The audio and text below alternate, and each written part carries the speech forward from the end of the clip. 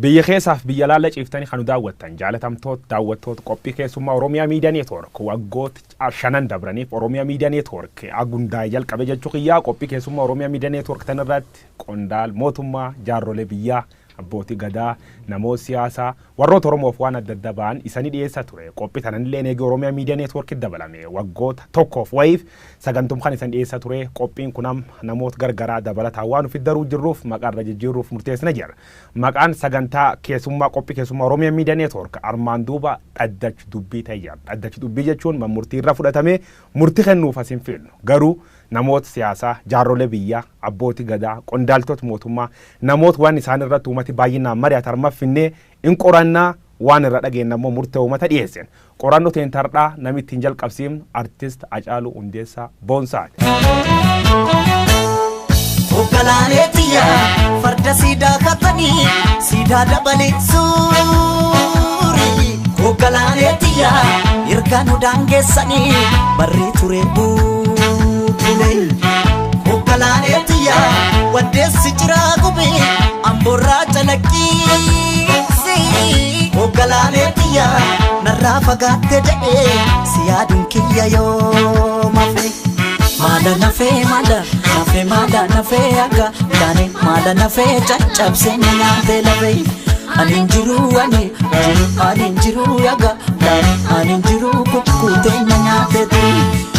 Chua jetti sindiroon halkanii yaga chua jetti sindiroon halkanii nama garaan dhaane ilmamuun arganii yaga maalan jira caccabsee nyaatee jiran maalan jira yaga maalan jira caccabsee nyaatee jiran anin jiru yaga anin jiru kukkutee nyaatee ture. Kote nami chisanii darbatee aga kote nami chisanii darbatee rafeen buluu namni waanuma abdatee aga maalan jira caccabsee. Hacaaluu Hundeessaa uumatii akka qabsaa'aatti akka artistii ilaallatu waggoota lamaaf iluumata dura dhabamtee jirta daawwattoota yookaan jaalattoota keetii maal jette eessa turettaan? In dhabamne amaan koo dhabamu Oromiyaadhuma keessan jira. Tarii erga waggaa lamaan asii akkuma beekamu ergan singilii jirraa jedhu gadhiiseen dura welluudhaan hin dhufne kanaan ala miidiyaa garaagaraa irratti bifa intarviitiin mul'achaa ture komii uummatarraa dhufu kana sinuman beeka maaliif wallee isaatiin waanuun hin jennedha.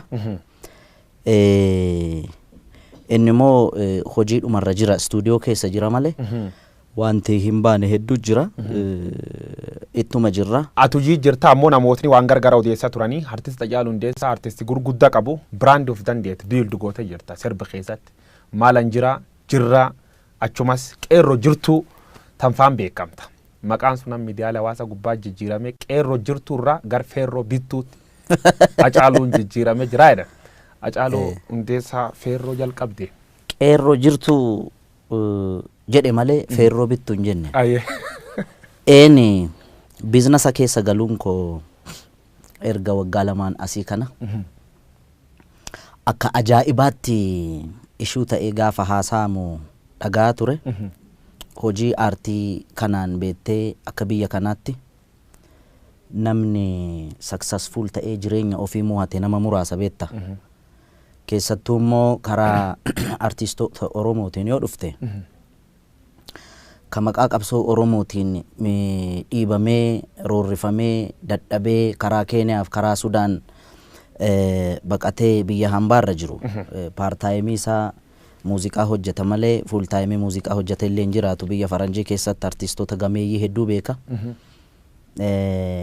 Isaan carraa argataniin achitti jireenya ofii carraa ittiin mo'atan argatan malee kan biyya keessa jiru agartee gadadoo hamaa keessa akka inni jiraachaa ture waan dhokataa miti. Artistoota Oromoo isa qabsoo Oromoo utubuu keessatti gahee qaban miti. Warruma afaan ittiin sirban kun biyyattii kana keessatti carraa argatee sirni ture isaaniif opportunity garagaraa uumeefillee industirii muuziqaa biyya kanaa keessatti akkaataa itti jireenya kee ittiin mootu kasii goosusuu miti. Kanaaf ani waa baay'ee argaa guddadhe waan ta'eef ani numaayyuu nama carraa qabu. Erga waggaa lamaan asii Oromoo wal taate jedhee yaadee ture beekta. Maaliif jennaan qabsaa'onni gameeyyiin ka biyya alaallee jiran ka biyya keessallee jiran waan amma dhufe kana qabsoo uummanni itti cichee waggaa arfan keessatti tokkummaadhaan jijjiirama fide kanarratti dhaabbileen Oromoollee hayyuun Oromoollee wal ta'e tokko ta'e Oromoo ceesisuuf deema jedhee gatee yaadeefi qilleensa jidduu kana keessatti maal hojjechuu qaba jedhee yaadeeni. Baankii hojii gamtaa Oromiyaa obbo Dirribee beektala. Namni sun nama seenaa qabu beekta, nama Oromummaa isaa qabatamaan nama raawwatu. Isa dhaaduuf miti. Namni sun innaa wayyaaneen jirtu san koonsartii hojjechuu qaba jedhee ispoonsara gaafan gaafadhu. Abbootii qabeenyaa dabalatee dhaabbilee kaampaanii Oromoo amma maqaan dha'u baankii hedduu jira. Gaafan propozaala galchu guyyaa lammaffaatti warra qircaata keessa gaarbeejii keessa gatan beette sodaatanii jechuudha. Inni garuu yoo hidhame illee nan hidhama. Meeqa barbaaddaa naan jedhe amma dandeessu ispoonsara na godhin jedheen. Obbo Dirribeen miliyoona 2 walakkaa naa eeyyame yoo hidhame illee nan hidhama jedhee ispoonsara na godhee wayyaaneen battalumatti koonsartii kiyya dhoowwite jechuudha. Si jalaa haqanii jechuudha. Na jalaa haqanii jennaan battalumatti maallaqa baankii sanarraa fuudhe deebisee itti kenne. Silaa gaa faayinaansiidhaan waan hundumtuu ba'a miti. Inni ofirratti murteessee erga kana naa godhee taankii jedheeni. Nama sana amma yeroo lammaffaa marroo lammaffaadhaaf hojiitti seenuu barbaada. Maallaqaan of harkaa qabu waan hojiitti na seensisuu miti. Maalla gargaarta baankiin kun akka naa liqeessu barbaada. Maal hojjechuu barbaada? Impoortii hojjechuu barbaada. Impoortii keessa maal? Sibiila fiduu barbaada. Konistiraakshiniin biyyattiin gaagaa konistiraakshiniin irra heddummaatti yoo sana keessa seenee hojjedheedheeni ofii isaatii wabii ta'e kolaataraala tokko malee ammallee yeroo lammaffaaf sababa kiyyaan riiskii fudhate namni sun miliyoona 10 naa liqeesse. Birri miliyoona 10 asirra liqeeffattee jechuudha. Haa taatuuti ammoo namoonni tokko maal jechuu jiran. Hacaaluu Hundeessaa birri miliyoona 20 mootummaan Dr. Abiy Ahmad yookaan paartiin biltsiginnaa kennitee fi birri sun fudhachuuf Hacaaluu Hundeessaa agriimantii san mallatteessan akka jedhanitti birri suniin fudhattee ittiin in callista birri suniin qabsoo keessatti sirba gaaytan ta'e qabaatu. Abba guyyoo. Birriin gurgurtee jedhan kanaafuu acee waa butattee jirta. Keessa namaan beektu keessa qabuttee namaa kenniteedhaan beekta. Otoo maallaqa akkasiiti wayyaanee nuu kenniti bar maa qarree du'aarra deemnaare. Amma sana kan qarree du'aarra deemee riiskii amma sanaa fudhachaa ture sana Dr. Abiy yoo aangoorra bahe yookaan immoo Oromoon tokko yoo aangoorra bahe miliyoona 20 naa liqeessaa yookaan lafa naa kenna yookaan maaloo naa kenna mana naa kenna konkolaataa naa bita jedhee osoo yaade wayyaaneen akka ajaa'ibaatti naa ofariin kunis ture. Amma yoo haasofte of dhaaduu ta'a beekta. Garuu immoo ijoolleen ragaa baatu jirti. Bara wayyaaneen jirtu daninnatiin manallee natti agarsiiste konkolaataallee natti agarsiiste kaan burraayyuutti kantiibaatti dhaqaati maaloo godhaafi jedhame qondaalonni mootummaan oppiidiyoo keessa jiran kan amma jiran warri gurguddaan kana quba qabu beekta. Yeroo sanallee nama dide amma akkamitti namummaan Dr. Abiy isa biteera naan jedhe inni faddaala ture jidduutti dallaala ture parsantii meeqa argate gaafa na gurguru. Anummata kiyyaaf qaalii beekta akkas jedhee nama by the way wanti bitamu miini bitamu mi'a qaalii bitamu miini rakashaan bitamu akka gaariitti fudhadha san garuu immoo mootummaan Dr. Abiy na bituu hin danda'u. Okay? Yookaan oppiidiyoo dhaabni kamu yoo sammuun kiyya na ajaje malee biltsiginnaa jedhe dhaaba Oromoo warra mormu kamiyyuu keessa jedhe namni tokkoon yoo fedhiin Hacaaluu yoo keessi Hacaaluu murteeffate tole jedhe malee asiin miti asiin na murtaa keessa Hacaaluu tol jedhe No. Akkamit tol jedha. Ulfa- Warri biltsiginnaani Ayya. gadi baanii Ayya. acaaluu binnee turre. Ayya. Agriimantii akkasii waliin qabna. Akka inni afaaniin hin dubbanne kana goone irra jedhanii gadaa baanii haa dubbatan. Har'as borus warra mootummaa biyya bulchuu miti bar. Ayya. Warra mormutti illee qeequudhaa duubatti nama hin deebine. Midhaaddu kan callasiin hin jedhan Hacaaluu Hundeessaa konkolaataan inni ofiyyuu mootummaa kennee fi lafallee manallee dhuu qabaachuu dubbatan. Mana dhuu qabdaadhaan Hacaaluu mana gam qabda. Alam ganaattan jiraadha isin kiraa keessa jiraadhan almost mana kireeffadheen jiraadha garuu ijaarrachuun koon oolu yoo rabbi jedhe Agamma man hin qabdu. mana hin qabu ani. Konkolaataan kan qabu. Konkolaataa amma oofu sana dura diyaaspooraan naa bite akkamitti naa bite an biyya kanatti beektaa eddan koonsartii hojjedhee maallaqa argadhee an albama kiyya hojjedhee waggaa lamaan booda biyya keessatti akkan hin hojjamne Hayya. hojjechuu qofa miti. Miidiyaa TV Oromiyaa irratti illee akka sirbi koo tokkichi hirran dabarre uggurame carraa Ameerikaa ittiin bahu argadhe Ameerikaa, Awurooppaa, Kaanaadaa, Awustiraaliyaa irra deemee uummanni biyya alaa jiru naafaa jiraatu. Baay'izawee kadhaa miti kanan deeme biyya alaas Ayya. dandeettii kiyyaan nan deeme. Akka. Uummanni koonsartii kiyya seene Hacaaluu gargaaraaf osoo hin ta'in Hacaaluu waan jaalatuuf Hacaaluudhaan intarteen taana jedhee seene. Ayya. Ani immoo uummanni sun jaalala inni naa ibse hamilee inni naa kenne qofaa miti. Ayya. Maallaqa seenee kaffalee seenee na laale. Ayya. Kaanaadaa deemee tuurii otoo hin gochaa jiru asii biyya irraa natti bilbilan. Abbootiin qabeenyaa Oromoo gara nama 5 moo 6 7 ta'us danda'u beekan. Akan.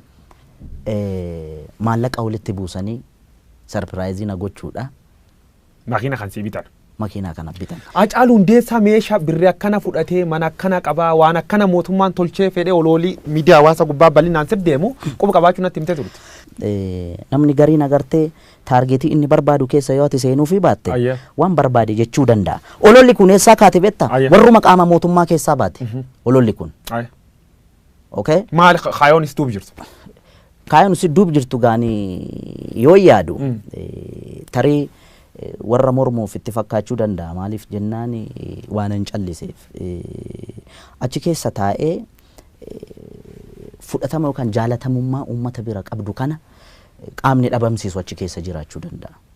Ka mormu keessas hin jira, ka biyya bulchuu keessas hin jira. An kana sirriitti quba qaba beektaa.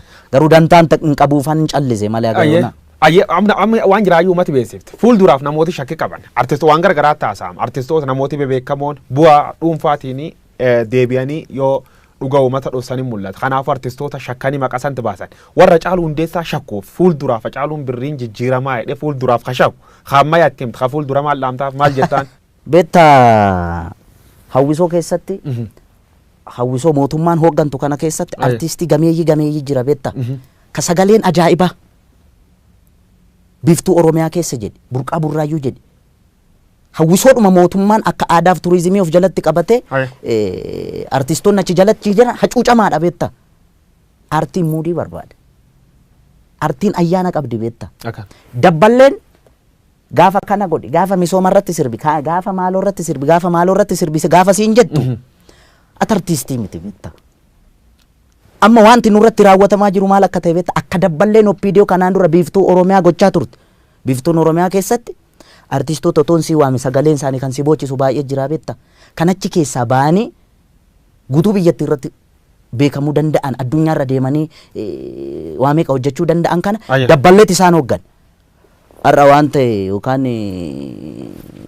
eebbi waan ta'e yoo jiraate achirratti waa'ee misoomaa irratti waa'ee yookaan maal irratti jechuun waan ati irratti sirbitu hawwisoo keessatti dabballeetu sii kalaqa malee akka artistitti sii miti. Artistiin immoo miira hawaasa bal'aa miira hawaasa miiliyoonaan lakkaa'amu bakka bu'ee hojjechuudha qaba malee miira murna tokko kan mootummaa biyya bulchuu miti yookaan kan mormuu miti. 2015 gubbaatti maal anjiraan bahe akka inni warra faranjootaa jechuu sirbi sun irratti uummata biratti fudhatama guddaa argatte. Achuma qabsoon Oromoo jalqabdi. Qabsoo keessa waan hedduu keessa dabartee ijoolleen fuul sibeesii dubbatte. Gizee miilinee madaraash yookaan galma barkumee guddachaa sirbit suni madaraka irratti gizee seentuuf gizee buutu maaltu si qunnaa? Akkuma beektu sana an emotional ture. Gara Harargee kana deddeebi'aa ture uummata keenya laaluudhaafi. Yeroon deddeebi'u sanatti bara jireenya koo keessatti akkasitti abdii kutadheen beeku. Maaliif waan wayyaaneen uummata keenya irratti raawwachaa turte sana argee walaloo sana akka jirutti Direedawaatti hin barreesse harka caalaa jechuudha. Addisuu Araggaa kun natti bilbilaa ture. Qophiin akkasii kun jira hin jira laayivii darbaan jeen addunyaatti darbaa naan jeen addunyaatti darbaa ayyee sanarratti hundaa'ee barreesse jechuudha. Erga addunyaatti darbe. Hin dhufee leetii ta'een dhufee yoo gaafa qophii sana. Dudduubatti haftee dhufte. Dudduubatti hafee gaafa dhufu. Artistoota kan akka Ittiiqaa kana ijoollee artistoota na dura seenanii perform godhan kana Addisuun walitti qabee gorsaa ture. Gorsaa kam gorsi? Yoon dhufu Hacaaluu dhufte kottu ati sillaan jedhee asitti galii walitti qabuuf walitti dhufne malee protestii garaagaraa agarsiisuuf miti. Kanaaf kaayyoon nuti dhufneef galii walitti qabne uummata keenya buqqee utubuudha. Kanaaf iddoo kanatti ijoolleen mormii fincila diddaa gabrummaa kana agarsiisaa turan fakkaata. Alleetii ta'ee dhufe siin jedhe.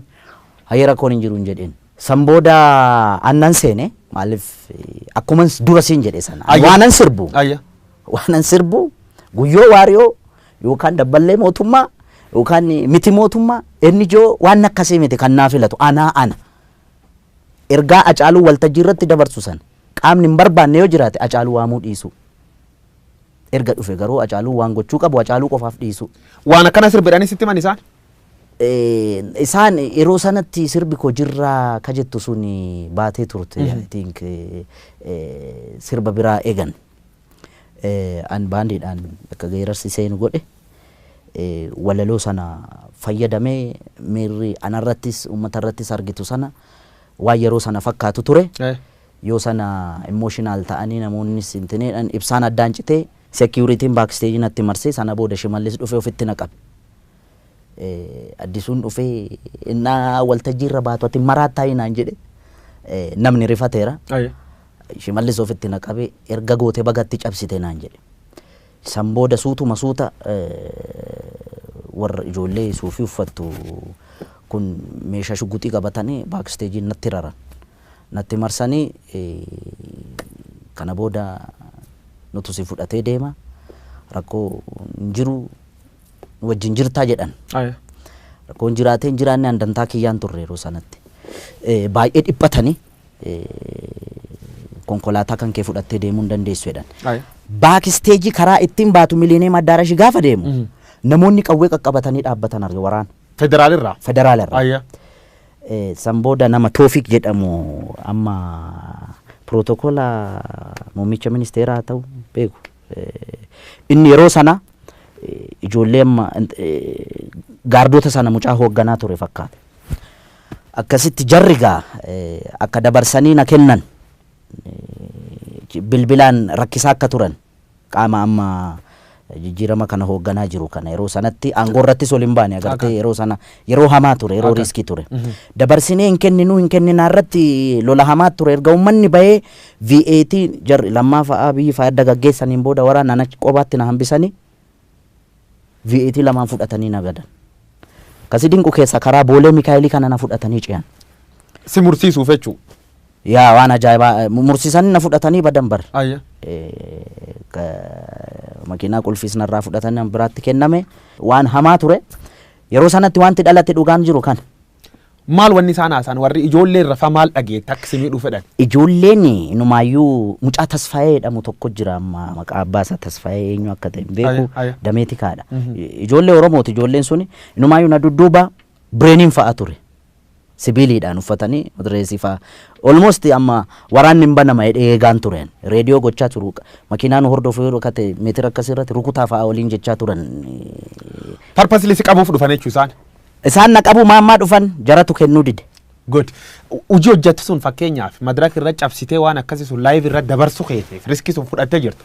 Riskii sun itti gaabbitaa fakkeenyaaf. Ittiin gaabbi. Riskii ani yeroo jalqabaaf miti kanan fudhadhee inni sun hamaa ture.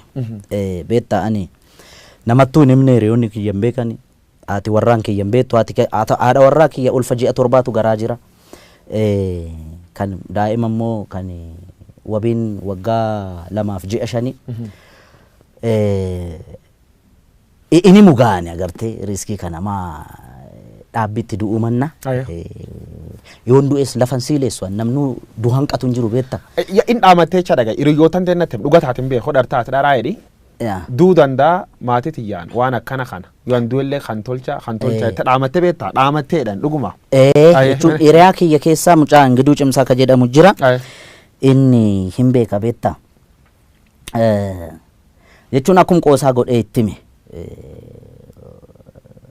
waanan ani akkuma siin jedhe sana biyya alaa kana deddeebi'ee hojjedhee dhufe kana manatti ijaara jedhee lafa bibbite tokko jira alaqa kiyyaan isaan yoo waan takkasii uumame just kana godheedhee an qaama kiyya dhiqadhee rifeensa ofirraa ciree qaama kiyya guutuu dhiqadhee dhufe agartee milkaa'es gala jettee yaaddugaa yoo kun ta'e haa ta'uu baate riskii ani gaafan fudhadhu ofittuun himu namuu kutannoo hamaa keessa ture waan ta'eef yeroo gaarii carra qabeessas waan ta'eef malee nan nyaatama ture. Nyaatamte turte yaayyuu baafatti jijjiiramiin dhufee Abiyyi Ahmad faana angootti dhufan atammoo haasawa irratti bilisoomni jedhee Hacaaluu Hundeessaadhaan si duula turan Hacaaluu Oromoo isaati amma bilisoome gabaabsinaa deebis. An bilisoomeen jenne bilisoomne mitiin jedhe kanaan duras intervii Dajanee faana haasofne irratti dubbadheera mooneerra eenyuun TPLFin mooneerra amantus amanuu baattus daninnatiin wayyaanee finfinneerra makiinaan ani oofu taargaa wal fakkaatu silvarii kalarii wal fakkaatu faana ni hordoftee sadii taate tamboo dhufte komishinar Dachaasaa Bitimaa amma komishinar jeneraal mangaagaa wayyaanee keessaa kan na baase isa otoo na qaban yeroo sanatti hidhaattuu nan geessan I'm sure Dachaasaa Bitimaa komishinar Dachaasaa Bitimaa yeroo san magaalaa Amboo keessatti isa ture jara kana qabe daninnatoonni kun alaabaa baa'oo qabatanii boru akka jeequmsi ka'u waraqaa barreeffame maanfileetii qabatanii kaan hin facaasa halkan walakkaa kaan alaabaa baa dablisummaa Oromoo fannisa kaan footoo kaasa taargaa makiinaa fi jara yoo kana qabamte barsana Muktaar Kaditoo bulchaa ture Oromiyaa kan qabamte asii seetaappii mootummaan naannoo Oromiyaa sin beeka daninnatichi hin beeka gad ergee ana ukkaamsuuf jennaani jara qabee ukkaamsee mana dhaaqaye amante jarre gadhiisii hin gadhiisuu irratti waraana hamaatu ture yoo sana OMN illee gabaasee ture waan kana beekta yeroo hamaa hammaataa ture jechuudha yeroo sun nama akkasiin kun fi kan kana fakkaatan warra harka nurra qabaa turan fa'aatu jira beekta walumaa galatti warra akkasiin jira akka waliigalaa akka fudhannu Oromoon saate amma tana cunqurs bar wayyaanee kee jirtirra waan gooma argattuma cunqursii agammanuu jirte cunqursan malleen jira Oromoo cunqursaa jira kun jala sararame beekuu qaba okay Dr. Abiyyi Ahmad gaaffii Oromoon deebisne waan tokko saayikooloojii Oromoon eegne waan tokko miidhama Oromoo irratti hundaa'ee fedhiif dantaa Oromoo hin eegsisne waan tokko inni Oromoo miti waan biraati Daawud Ibsaan jaal Daawud Ibsaan bara hooggansasaa addi bilisummaa ummata Oromoo waggaa 10 fi 15 keessatti lolee lolchiise Finfinneen geenye waan tokko hooggansa adda bilisummaa Oromoo 4 kiiloon seenne waan tokko jaal Daawud Ibsaa nama qabsoo Oromoo keessatti umurii isaa fixeen garuu Fireew Maashoo Gidee jedhanii Tigiree gochuu waan bira Balaa Zallaqaan Oromoodha jenneen nuti nafxanyaa faana kokkee wal qabna isa Oromoo keessaa ba'e in gadi ba'ee an Oromoo miti yoo jedhe okay namnumti wikinasii guyyoo waaree irratti arge inni Oromoo miti namni jedhu sun inni Oromoo ta'uusaa maaliin nu ibsa DNA isa kam sartifikeetii isa kam fuuldura nu qabeetu inni Oromoo ta'a walumaa galatti wayyaaneen ari'amteetti qabsoo ilmaan Oromootiin dhiigaan simbiloo inkaa salaamtaadhaan miti beetta oloodhaan miti ulfitti wareegameeti daa'imni waggaa 10 snaayipariidhaan mataan irraa faca'eeti waanan gammachuu qabu sitti fakkaata waan amma ta'aa jiru kana Oromoon du'aa jira inumaayyuu waa tokko sitti bara wayyaaneen jirtu sana Oromoon du'u kun dhageettii qaba ture amma dhageettiin qabu beetta maaliif seete Oromaa miti kaa kan nutu walajjeesaa jira Oromoo immoo maaltu isa dhibere Formaati maal? Furmaanni warri biyya bulchanis dhaabbatanii ilaaluu qabu. Warri qabsoo bilisummaa Oromoodhaaf falmaa jirra jedhanis dhaabbatanii ilaaluu qabu. Gaafa arbi walitti bu'u kan miidhamu marga jedhamaa miti. Wanti isaan beekuu qaban awwallaalummaa kiyyaan laale. Yoon illee badii qabaadhe naa of kalchan. Awwallaala nama baranne illee nama barnootaan fagoon deemne. Ogummaa rabbinaa kenneen ummata kiyya biratti jaalalaaf kabaja argadhe malee an beekaa ta'ee miti kan isaan gorsu. Isaan warra na dhalchan, warra daandii natti agarsiisan, warra wareegaman, warra aarsaa meeqa kaffalanii na dura waa meeqa ta'anii beekan. Garuu aga wallaalummaa kiyyaatti waan naa galte tokko kan kolfaan hin godhina. Amma wanti jiru maal akka ta'e beektaa guyyo xiiqii walitti qabate namu akka walitti dhiyeenyaatti wal ijaare tokkummaan inni waggaa 4 keessatti wareegama nama 5,000 olitti wareegne dhufeen kun bishaan dhuguu jira. Almost zerotti deebi'aa jira beektaa. Garan ka deebinu dhiyoo tana gaafiif deebii IBS irra gootirra Hacaaluu Hundeessaa mallee waan dhibi dubbateedha. OBS irra gootirra artistoota waliin warra Maqalee dhaqu Maqalee marii Maqalee akka completely hin fudhanne dubbattee turte. Wanni sun ammoo har'allee hin fudhanne. Mootummaallee dhaqeedha nama haasa'uu jiran. Maal jettaa waan Maqalee kanarratti? Argeera beektaa ani Profeesar Isqeel Gabbisaa fi Baqqeeyyi nama ani isaan arrabsuudhaaf miti nama deebiitti deebisuu danda'uudhaaf nama hamilee qabu miti beektaa. Nama akka malee jaaladhullee nama akka malee kabajullee dhugaa dhiigalmaan Oromootiin yoon dhugaa haasa'e gaafa waan kana haasa'u sammuu kiyyatti isaanuu yaadadhee miti. Qondaalli kanaan dura mormituu ture kaafaa amma oobkoo durii keessa ture namni wayii maqaa tuuta waan ta'e fudhatee achitti gaafa inni walgahii jara faana taa'u argee tanani sanarratti hundaa'ee haasa'e beektaa. Otuma immoo Baqqeenuu deeme Profeesaruu deeme fudhataman qabu na biratti. Jawaaruu yoo deeme maaliif naan jedhe tarii wallaalummaa kiyyarra madda ta'a garuu ammallee jarri nama gumaati Oromoo waliin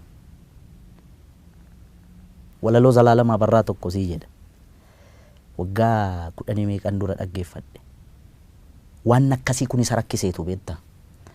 Akkamittiin caalee akkamittiin gurbaana dhaga'uu diddaa jedhe caalii sanyii dhiiraa caalii sanyii guddaa kan dur lammiin kee ajjeesee dibatee tufeen arraabne gafarsaan gaditti saawwaatti lakkaa'e yeroo yoo argatu raadiyoon sii waadee qawween sii akaa'e ammam lammii keetiin walii galtee diddee mana gumaalitti almahaa jedheetu afaan kottaafu kan 5 ta'ee dhufu jedhe. Kan 5 ta'ee dhufu. Kan 5 ta'ee dhufu. Mana gumaa lixuun akka sirna gadaatti akka namni qaamni irraa du'e tokkotti isaantu sin ajjeesneerra waggaa 27 kallattiidhaanis alkallattiidhaanis isin ajjeesneerra isin miineerra isin saamneerra Oromoo biyya abbaa keessan irratti akkas sin gooneerra nu of kalchaa jedhanii qeeshiif sheekii nutti erganii gara fuulduraatti akkaataa itti waliin buluu dandeenyu kanarratti kan Oromoo gaafatan isaan malee warra nuti isaan harkatti du'aa turre miti. Natti bilbilanii waa'ee kanarratti sii naan jedhe siyaasa keessatti naan jedhan diinni dhaabbataa fi firri dhaabbataa hin jiruu naan jedhan. Akkasii Dooktar Abiyyi sirrii dhaareen jedheen attam jennaan isa nafxanyaa faana isa hamannu kuniin jedheen nafxanyaa waliin ta'ee dantaa Oromoo kana nafxanyaaf dabarsee kennuu fi nafxanyaa waliin hojjeta hayyoota Oromoo ofirraa dhiibaa jira nafxanyaa ofitti qabaa jira inni jedhamu kun nafxanyaan diina Oromooti kaleessas diina Oromooti hardhallee diina Oromooti gara fuulduraattis diina Oromooti akka wallaalummaa yaada Hacaaluu Hundeessaatti. Hacaaluu 4 kiiloof sittu aanee jettee sirbite turte sirba kan kee qalammeessoo ka'ee barratti jirra oollee barii arguuf gara nu bal'isa yaanu jettee jirta oollee barii arguuf oollee barii sun arguu jirra geenne. Arginee turre. Ayya. Okay akkamitti argine seete akkuma dura siin jedhe irra deddeebi'ee akka hin taaneefi paaworii guutumaan guutitti kan of harkaa qabaa turte TPLF samma Maqaleetti galtee qobaa kiyya miti OPDO waliin hin jira. Okay Jawaar Mahammad kana wallaalee miti kan Minisoota irraas dhufee bar qaamni amma aangoorra jiru kun akka wayyaanee faana ture kana wallaalee miti. Okay qabsaa'onni gameeyyiin hedduun kan biyyatti galan hin beekamu kan ilmaan keenya jedhaniitu. Okay itti fayyadamne garagalani nu qarqaaran qabsoo Oromoo kana galmaan gaani jedhamee itti waliin shubbisamaa ture bar akka ajaa'ibaatti machii hamaa keessa ture uummanni keenya hundumtuu. Okay sana booda ijoolleen ibidda baattee ijoolleen Oromoo lixaa fi kibba Oromiyaa kana keessatti gaafa mul'achuu calqabamu walii galteen dhabamaa gaafa deemu isa sanatu bal'atee dhufe sadarkaa kanarra gahe innis yaalan hayyoon Oromoos yaalan qaama biyya bulchaa jiruu fi ijoollee keenya sana faana araarrakki bu'umu yaalame sana keessa saayinsii sana keessa deemaa ture achi keessa seenee hin borcuan nama siyaasaa miti jidduu isaaniitti walii galtee dhabameen uummanni keenya sakrifaayii amma kanaa kaffalaa jira. Eenyutti gaafatama kanaaf? Eenyutti gaafatama lachanu akka kiyyaatti mootummaa fi qaamni mormu. Qaamni mormu.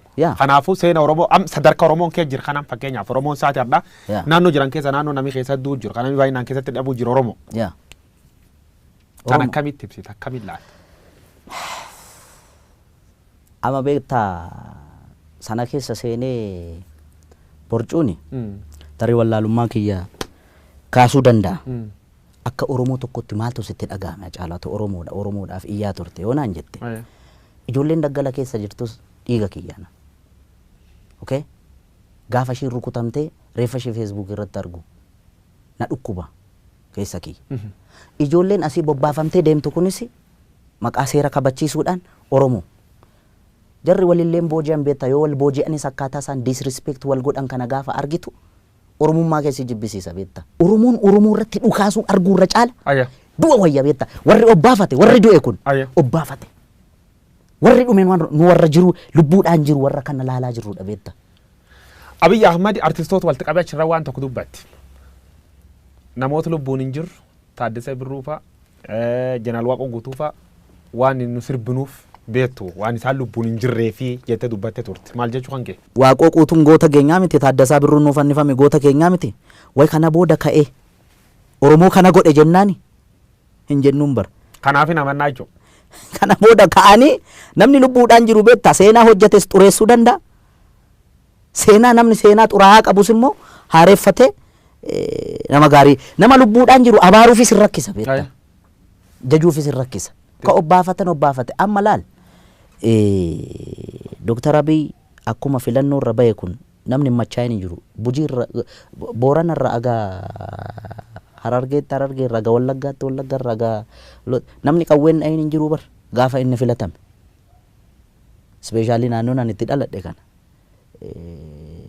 Booranatti illee namni dhukaasa akka ture quba qaba beektaa namni dhukaase bar gammachuu guddina dhukaasuu qofayyuu miti ilma abbaa gadaa jedhame bakka deemutti eeboo fardatti badhaasanii gaachanatti kennanii maaloo ta'e sana ta'e kana ta'e inni viizhinii mataa ofii qabaa mutiire. Jijjiirame Abiy Ahmad jalqab kun waggaa lama keessa taag deema deeme kara sirriir jiraa warreen hin jira. Abiy Ahmad kara sirriir hin jiru dogongor guddoo hojjechuu jiru warreen hin jira kan keessa kan fudhatanii. By the way jalqabumayyuu waan barree namni na dursee qeeqeen jiru garuu dhugaa namaa baasuurra wikinasii namaa baasuutu namatti intiniin kun dhufe amma sirriirra hin jiru ana akkamit sirriirra hin jiru seete. Inni Oromoodha. Harki isaa dhiiga Oromootiin xuraa'uu hin qabu. Akka wallaalummaa kiyyaatti maal isa gorsa beekta? TPLF ummata Tigraayitti hudduu gatattee nu fixaa turte. Nafxanyoonni ummata Amaaraatti hudduu gatatanii Oromoo fixaa turan. Mangistuu Hayilamaariyaam qofa beektaa kan jidduu irratti akkas ta'e. Namni kamuu saba kamiyyuu keessaa dhufee aangoo qabatu. Kana booda akka inni aangoo irra turus kan godhu Oromoo, akka inni aangoo irra hin turres kan gochuu danda'u Oromoo. Okay mee Dr. Abiyyi kun Oromoo miidhaa jennu. Dantaa Oromoos eegaa hin jiru haa jennu. Gaaffii Oromoos hin deebisne haa jennu. Fincillis ka'e, morminis ka'e, akka inni aangoo irraa bu'us godhame. Eenyutu morra kora Oromoo dhaabilee Oromoo keessa. Isa karaa nagaatiin dorgomu moo isa afaan qawweetiin lolu. Kamtu dhaqee achi qabata. Innis gaaffii biraa bara. Namoonni hedduun Abiy Ahmad nafxanyaan butamee jedha qabsoon isaa. Oromoon sirna kan keessa fayyadamuutu hin jirtu jedha. Oromoo waan adda waan fayyad qabdi. Baala gizee dhamte gizee du'aati illee nattaak waan godhamtuuf. Warree baan deemaa beekta magaala kana keessa.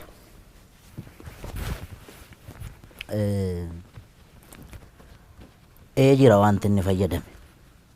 Abaarsa nafxanyaa fayyadameera. Inni mormuu maal gochuu qaba ture? Akkam gochuu qaba ture? Jarri akkatti isaan disrespect wal gocha ela maal seete beektaa guyyoo. Awwakkush naakkush jetti jarri. Waltuufi rakkoo hamaan kan jiru. Warra dhaaba siyaasa Oromoo kana oofan bira malee uummata bira miti. Dantaa wal dhabde isaanii kanaaf fayyadamtee gareen Habashaa yookaan gareen nafxanyaan Oromoo miidhaa jirti jechuudha. Of course amma walumaa galatti maal akka ta'e beektaa? Akka Dr. Abiy waraana isaa ajaje akka Jawaar ajjeesu yookaan qabsaa Oromoo hayyuu tokko akka ajjeesu nafxanyaan halkanii guyyaa irratti hojjechaa jirti. Gaafa muummichi ministeeraa waanuma xinnoo bar waan guddaa miti bar gaaffiin deebi'een jiru beektaami. Mee gara fuulduratti hin deebisan hin beenu gaaffiin Oromoo waan guddaan turre bar biyyattii kana keessatti akka arjummaa isaatti. Waanuma xinnoo waanuma Oromoo urgooftu kan yoo godhe qullaa sirbiti baatee bar nafxanyaan miidiyaa ishiitiin FM jiru hundi jechuudha. Yoo nagnoo waan isaan hin jedhiin hin jiran beektaa. Gaafa immoo inni xiqqoodhuma saayikoolojii Oromootti wanta buutu kana yoo godhe yeetimmi walad tini balinji la Itoophiyaan jedhanii tila hin bubbisu beektaa. Maal dookumantariin irratti hojjechaa ooluu miti. Maal anjira gubbaatti yaa galaaneetiyyaa ette fardi siidaa hatan siidaa dabalee sini ette wanni ette erga nu daangeessani barii ture bulbul farda badia caalu wanni farda waan fardaa sobtachi keessa waarke. Farda siidaa hataniidha. Farda siidaa hatani siidaa dabaleen soore erga nu daangeessani barri ture bubbuleedha. Fardi siidaa dabalee sun farda mililik irra taa'ee kunu amma suura ka'e san. Farda hatame beektaa. Eentati. Namicha nami hattuu humnaan qotee bulaa irraa fudhate beektaa. Ijoollee Arsadi promotion ka jedhaman bolaa sadan tokko jira Sisaay Bulbulaa waggaa 8 dura sochii hamaa gaggeessaa turan kitaaba isaan barreessan irratti arge beekte. Siidaa dabaleen kun nama galaan farda isaa kaalchoo fi garbuu qallabaa ture gorroo jalatti. Oromoon sangaa fardaa isaa maal godha beektaa? Guyyaatti yeroo lama dhiiqa beeke naannoo keenyatti nuti farda goojeedhaaf lolaaf itti qophoofsitu kan leenji'amu garbuu nyaata gorroo jala hidhame. Namichi kun gaafa farda taphatu beekamaa ta'e odeensii qaba beektaa. Akka kitaaba sanarra jedhutti seenaani gorgisitu taabonni wayii hin baay'edhan as birbirsa gooroo kanatti. Nami kun maqaa qaba siidaa dabaleen kun. Namicha bira qaqqabe fakkaa namilik bira. Odeeffannoo milik bira. Waa maatiin haa taphatu jedhame. Inni farda isaa miiccee maaloo jedhee bareechee galaan irraa sakaraa dhufe beektaa. Sakaraa dhufee goojiirra mul'atee na dhadha'u kana argee nugusni taa'ee argaa ture. Harkaa fuudhaa jedheen irraa bute beektaa. Waameetu farda akkasii kun mootiif malee nama teebula akka keetiif hin ta'u isa jedhanii nu abaaran sana jettaa mire. Jedheeni harkaa fuudhee siidaa dabaleen boo'aa deeme. Kanaaf gaafa amma farda kana laalu nanaara beetta farda hatame farda nu jalaa hatame kanarra taa'anii hin qaanofnee nama qaaneessiteedha. Inumaayyuu immoo suura kaa'anii cimaanii. Dhaloonni kun waa'ee farda kanaa gaafachuu qaba barbaachisaa taanaan beetta. Aye. Fardi abbaa qaba beetta. Aye. War Minilik leellisu fardi khasaati jedhu maal jettaan fardi khasaati inni fardumisaatiin dhufee. No inni calqaba harree yaabbatee dhufe. Gara Oromiyaa gaafa seenu seenaa jedhaa bara caaluu miti kan jedhu. Seenaan immoo rirmi nyaatu beetta. Seenaan seenaadha. Okay? Yaabbii fardaa isatti beekanni amma waa'ee Adwaa faana wal qabate. Warri lole kun tuulama kana fardaan dhaqee dhukkeerraa kaasee minni yaa'u wotoorra ka'ee danda'a yookaan qabaniif ittiin deema ta'an beekamu. Ammas bari ijoolleen gaafa fakkeessitu siidaa isaa bukkeetti gaafa Adwaan kabajamu ijoolleen jijjirti farda jalatti qabanii kan deddeemu. Sangaa fardaa si jalatti hin qaban. Yoo yaabbii dandeessedha kan yaabbatu. Namoonni siidaan kun kajigani jedha. Siidaan kun yoo jig. Fardi akkamitti fardi kan Oromoo. Fardi kan Oromoodha. Akkam tolcha. Farda akkamitti jigama. Akkam tolcha. Kajige yoo inni isaarraa jigsan malee. Okay gaa inni. Walumaa galattan fardi abbaaf deebi'uu qaba inni dhaloonni hin deeffata baay'ee. Anaaf sirratti hin ta'in malee inni waan hin oolle beektaa waan amma Ameerikaa kana keessatti ta'aa jiru beektaami. Akkan. Biyya qaroomte biyya guddatte yakkamaa beeke. Akkan. Minilik siif yakkamaa moo yakkamaa? Oh my God. Oh my God. Ani inni gaa reeffaa miirammaa ekeraadhanni. Jechuun seenaa rirmi nyaatu siin jedheera. Seenaan immoo dhugaa. Kan sobaa jedhu kan dhugaa jechuun akkamitti namni kana na godheera sobaan si himata. Nama lubbuudhaan hin jirre. Aannolee irratti kana godheera, calanqoo irratti kana godheera gaafa jedhamu. Aboo bara sana inni barkanaan mallatteessa jedhan. Warri harkaan mallatteessu warri maastarsaa fi digirii fi PhD qabu baran mallee ulfajjeesaa jira beektaami. Inni barsanatti doofummaa sanaan harma yoo mure harka yoo mure maal intini gaa doofaa waan ta'eef miti qotee bulaarraa kan farda hatu kan farda saamu walumaa galatti yakkamaa hamaa. Yakkamaa beeta mangisti keettee Oromoo lolti. Wanniin isa kasiidaan isa beeta mangistu kan palaasi mootummaa keettaa sun akkamitti ilaaltate? Maltee fi wanni sun. Rifadheeran. Maaliif seete tokkoffaa ekeraa achi keessatti yaadannoo ekeraayyuu gochuun sirrii miti nama intini